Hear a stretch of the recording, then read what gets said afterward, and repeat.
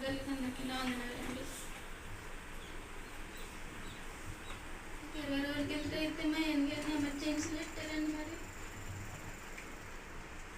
అయ్యగారు ఎంతగానో ప్రార్థన చేశారు. 24 గంటలు ఏం చెప్పలేమన్నారండి. మరి అలాగే అయ్యగారికి ఫోన్ చేసి అలాగే ప్రార్థన చేసుకునేటప్పుడు అయ్యగారు కూడా ప్రార్థన చేశారండి. మరి దేవుడు మరి గొప్ప కార్యం చేసి మరి లేవనెత్తి మళ్ళీ ఇంటికి తీసుకొచ్చారండి. తర్వాత మళ్ళీ 20 రోజులు అవుతుందండి. 20 రోజులని మొన్న మళ్ళీ చీరేసుకుంటే మళ్ళీ తీసుకెళ్ళామండి. మళ్ళీ తీసుకెళ్ళినప్పుడు బుధవారం తీసుకెళ్ళామండి హాస్పిటల్కి. డయాలసిస్ కంటిన్యూగా పడాలమ్మా, మీరు అలా సాగదీస్తున్నారు, మేము చెప్పిన మాట మీరు అంటలేదు, మీరు చెప్పింది మేము వినాలంటున్నారండి అని అన్నారండి. సర్లేండి అయ్యగారు మరి మిషన్ వేయించుకుంటామండి మేము అంటే మెడలో ఉన్న నెక్కలే తీసేసారండి. తీసేసిన తర్వాత మేము మళ్ళీ నాడు మళ్ళీ హాస్పిటల్ తీసుకెళ్తే మళ్ళీ ఇక్కడ పని అవదమ్మా, సాయి హాస్పిటల్ తీసుకెళ్ళాలన్నారండి. సాయి హాస్పిటల్ తీసుకెళ్ళి మళ్ళీ చేతికి మిషన్ వేయించామండి. మిషన్ వేయించి తీసుకొచ్చిన తర్వాత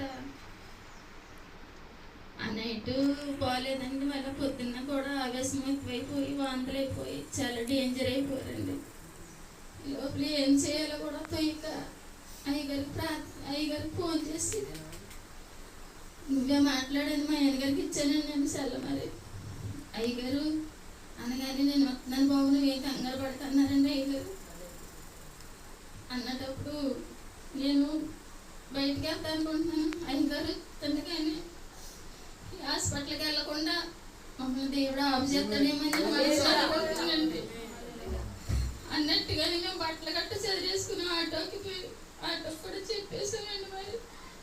మళ్ళీ ఏం చేయాలి తండ్రి, ఎక్కడ తొడుకోవాలి, సంవత్సరం బట్టి మమ్మల్ని ఇలాగే నిలుపుతున్నాం తండ్రి అని ఎంతగానో ఏడుచుకుని అయ్యగారు వచ్చి ఇలాగ తుక్కు బారబోద్దు అనుకుంటానండి. అయ్యగారు వచ్చి ఇక్కడ వస్తుండగానే ఏదైనా స్వస్థపడి హాస్పిటల్కి వెళ్ళకుండా చెయ్యాలి తండ్రి అనుకుని మనసులో అనుకున్నానండి.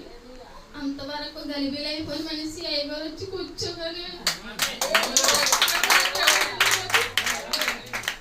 అయ్యగారు మీరు వస్తుండగానే నాకు ఎంత ధైర్యం వచ్చింది, నేను ఎంత నాకు ఉన్న బాధ పోనట్టు అయిపోయింది అని అయ్యగారు సాక్ష్యం చెప్పారండి. తర్వాత మా చెల్లి నడుసండి, ఆ పాప కూడా వచ్చి లోపల ఇంజక్షన్ చేసిందండి.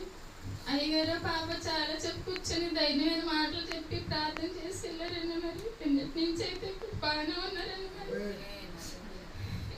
9 నెలలు బట్టి 10 నెలలు బట్టి అలా నలుగుతున్నామండి. మరి దేవుడు కానీ మరణ పడకలు అలా లేవనెత్తి అలా జీవాన్ని నిలబెట్టారండి. మరి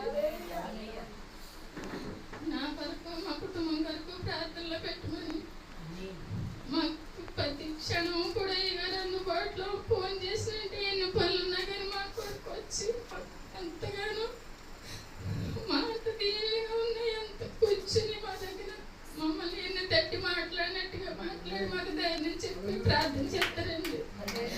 అలాంటి దైవజనులు మాకు దొరికినందుకు మాకు చాలా సంతోషం. దేవుడు మా తోటగాళ్ళ గారు కూడా మన దైవ కృపగారు పెద్ద బిడ్డ అల్లుడు చాలా అప్పుల్లో చాలా నరకం పడుతున్నారండి. మరి బిడ్డలు ఆ అప్పుల బంధకాల నుండి విడిపోవాలని ఆ బిడ్డల కొరకు ప్రార్థనలో పెట్టమని అడుగుతున్నానండి. నా కొరకు నాకు కూడా నచ్చమండి, కానీ దేవుడు అలా లేవనెత్తి అలాగే నన్ను నడిపిస్తున్నాడండి. మా కొరకు మా కుటుంబం కొరకు ప్రార్థనలో పెట్టుకుని జ్ఞానదిన ప్రార్థనలు జ్ఞాపకం చేసుకోమని అయ్యగారు నమ్మకం అంత సంఘాన్ని అడుగుతూ ఈ చిన్న సాక్ష్యం మిగించి